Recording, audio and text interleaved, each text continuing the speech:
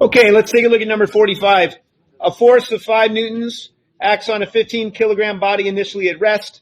I think we can assume that the acceleration is going to be in the same direction as that force.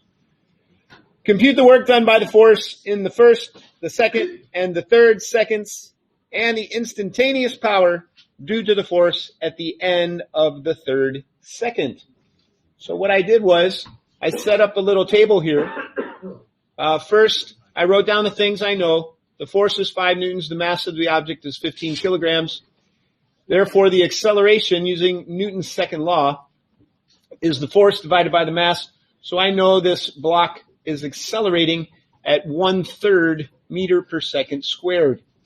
So I set up a little table for my time points 0 to 3.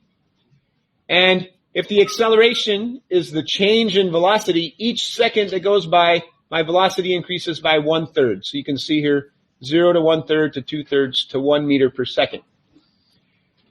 The displacement or the position of the particle is using my equations of motion because my force is constant. This is the third equation of motion on the poster, but the initial velocity is 0. So the equation simplifies to position as 1/2 at squared. So using my time points of 1, 2, and 3 and plugging them in with 1/3 for the acceleration, I can see where I'm located, where the particle is located at each of the time points. Then the work done, because it's a constant force, I can use force times distance.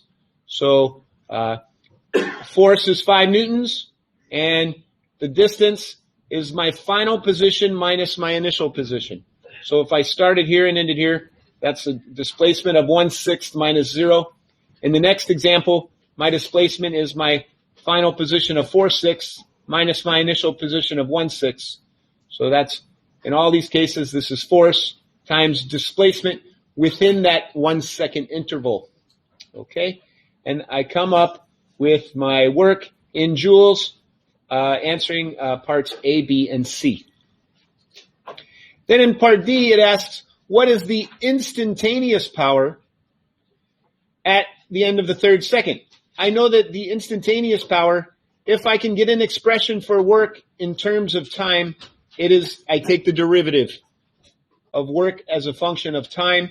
So using my equation up here, force times distance, distance is 1/2 at squared, so that's this right here, 1/2 times the acceleration, 1/3 times t squared, and the force is 5.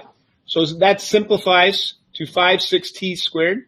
So there's an expression for work as a function of time. So I take the derivative of that with respect to time to give me 10/6t, and then at t equals 3 seconds, I just plug in 3 for t, and I get my answer of 5 watts. In other words, at the time of 3 seconds, energy is being used by the system at 5 joules per second at that rate.